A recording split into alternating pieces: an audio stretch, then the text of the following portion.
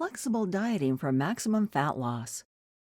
Before you close this ebook down and think I'm about to throw another fad plan or restrictive diet on you, give me a few minutes to show you a way you can eat that not only helps you lose fat fast, but does so in a way where you don't need to ban any of your favorite foods. As you might have guessed from earlier, we want a sustainable, healthy, tasty approach to dieting, and one that doesn't lead to extreme hunger or binge eating. Despite what you've been told about cutting carbs, banning gluten, dairy products, and sugar, or even adopting a raw food approach, there is a way to get the body of your dreams with virtually no sacrifice. The way we'll do this is by following a scientific, evidence-based method of eating. Calories, the queen of weight loss. We ran through calories earlier, but let's go even more in depth. Calories are the main factor in whether you lose or gain weight and fat. If you eat fewer than you burn, you lose weight. And if you eat more than you burn, you'll gain weight. Therefore, before considering anything else, you need to work out how many calories you should be consuming. This isn't nearly as difficult as you might have been led to believe, however. All you need to do is take your body weight in pounds and multiply it between 10 and 12. This is known as your activity factor. Highly active women should pick the number 12. If you train 5 or 6 times a week, then this is you. You'll also be a 12 if you train 3 to 4 times but have a job where you're on your feet all day, or you're just busy and rushing around in general with little time to sit down. If you train 4 to 5 times a week, or you train 2 to 3 times and have an active lifestyle, you'll be an 11. For those of you who only train a couple times every week, you'll be a 10. Once you've worked out your activity factor, you then multiply your body weight in pounds by it. Got that? We'll run through some examples in a little while when we've gone through a bit more information. The power of protein. After calories, protein is the next critical component to suss out. The reason why protein matters so much is because it's essential for building and maintaining muscle. Again, while building muscle and getting bigger won't necessarily be your aim, having a little more lean mass is such a huge help for speeding up your fat loss, and also ensures you don't look skinny and drawn out when you diet down and lose body fat. Protein's second benefit is its thermogenic effect. Protein digests fairly slowly, which means that it keeps you feeling fuller for longer, and also burns extra calories during the digestion process.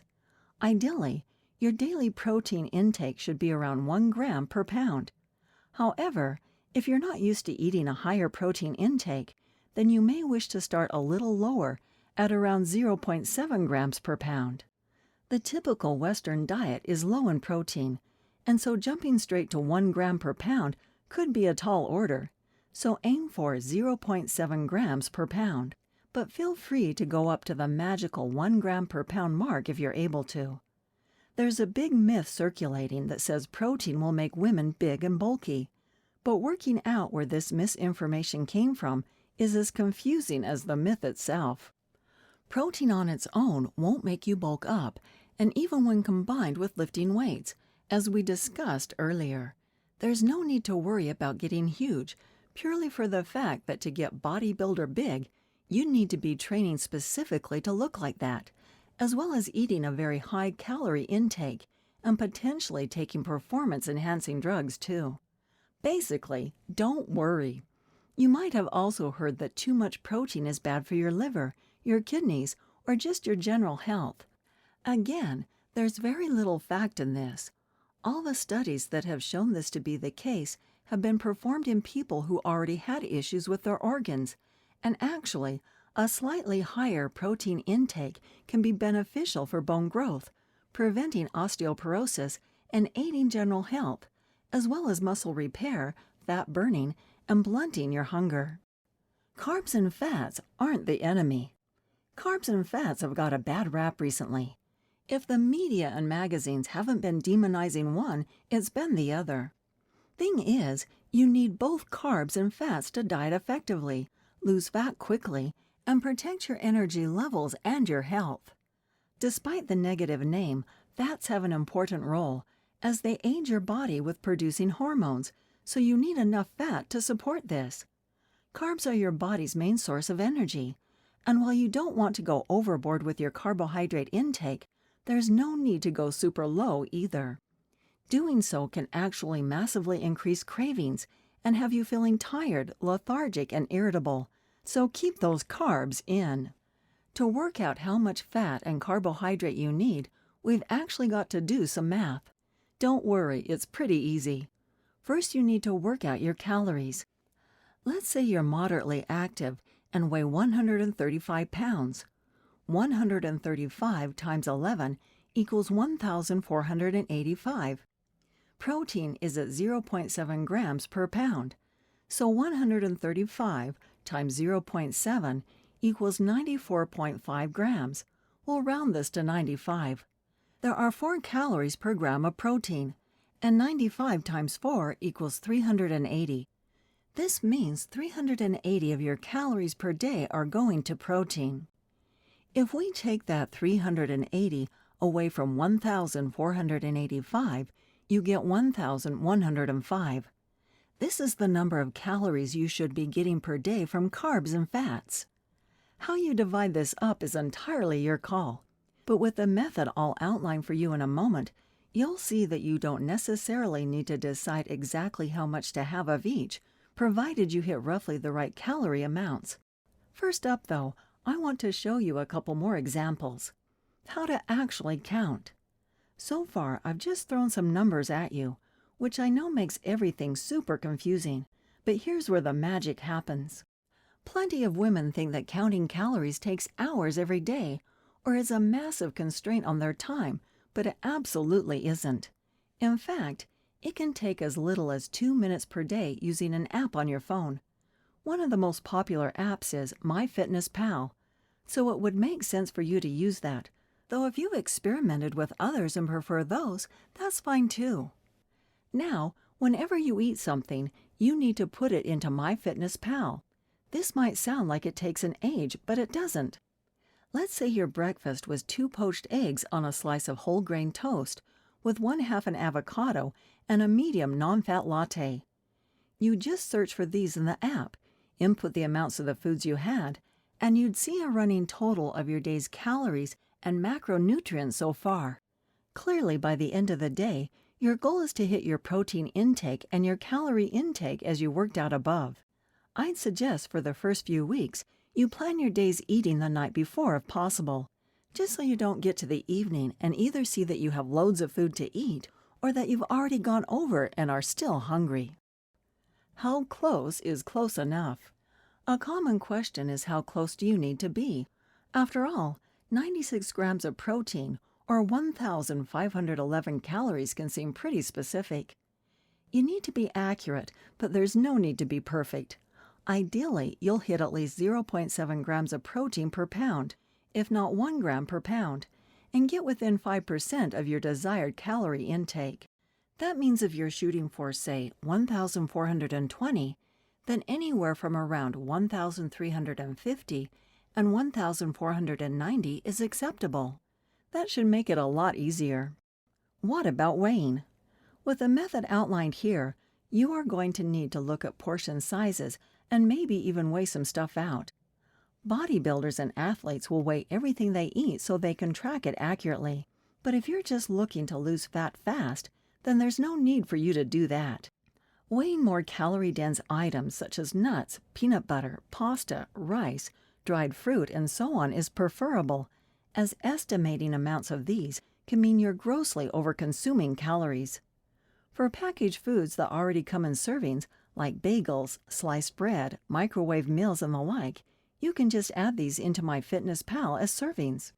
When it comes to lower calorie foods like lean meats, fruits, and vegetables, the best thing to do is roughly guesstimate your serving size, and then put it into the app as that serving.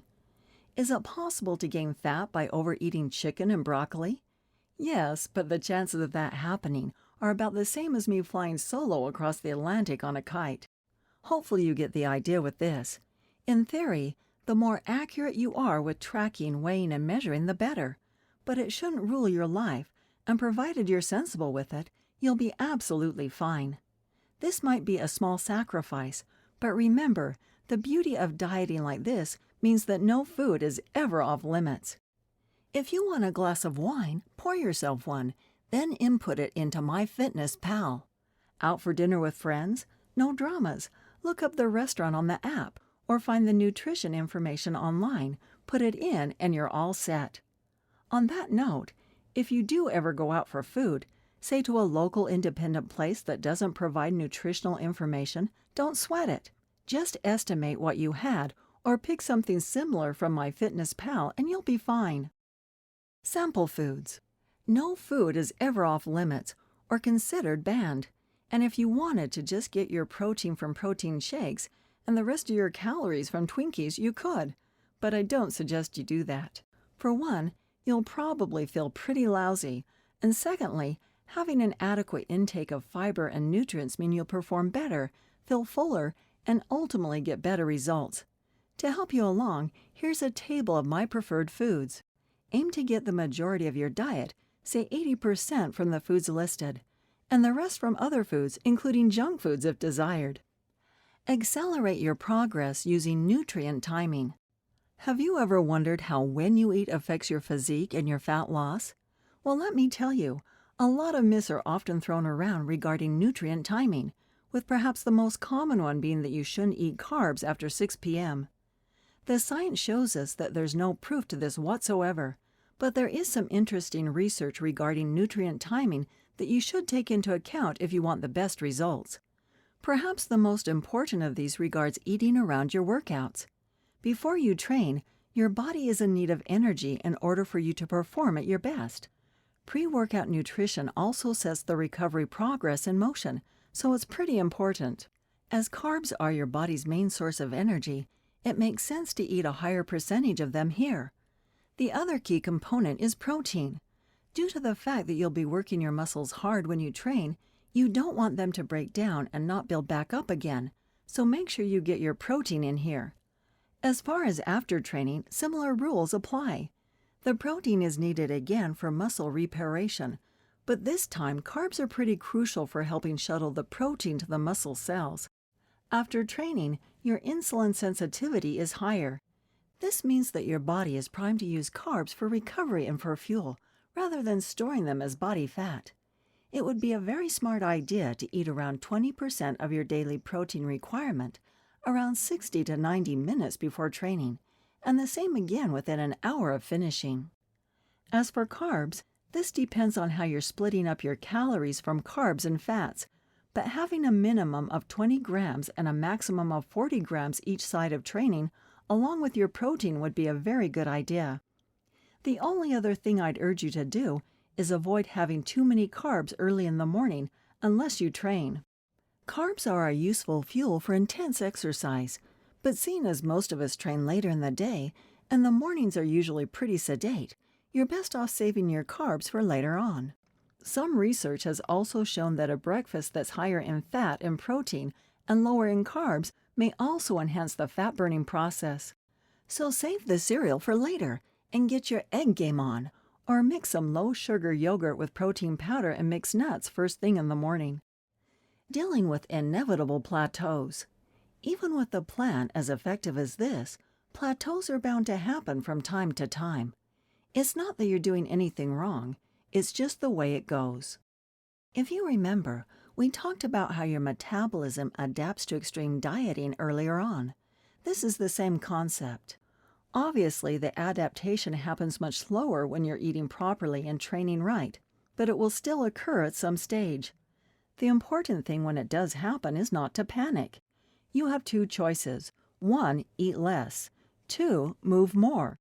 Now, neither of these tweaks have to be drastic, and actually, very small, subtle changes can yield big results. So here's what you need to do when you hit a plateau. Oh, but firstly, remember that just because your weight isn't going down doesn't mean you're not making progress.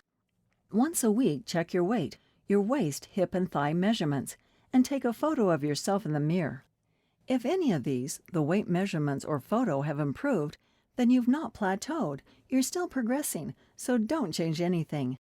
Weight is particularly temperamental, so don't base all your achievements on that alone. If nothing seems different, then you probably have hit a slight roadblock, so you may need to try a few of these tactics. 1. Reduce calories by 50 per day. This drop is small, but it's enough to force your body to keep burning fat. Just drop your target by 50, then reassess next week. 2. Add an extra HIIT workout. You'll learn about those in just a minute. There you have it. Dieting can be simple, easy, and actually pretty tasty. Just do what we've outlined here by working out your calories and your protein, getting to grips with MyFitnessPal, weighing and measuring food when necessary, sorting out your nutrient timing, and finally, keeping an eye on your progress. If it sounds straightforward, then good, because that's exactly what it is. The real truth about weight loss. Despite the science being there to show us what really works,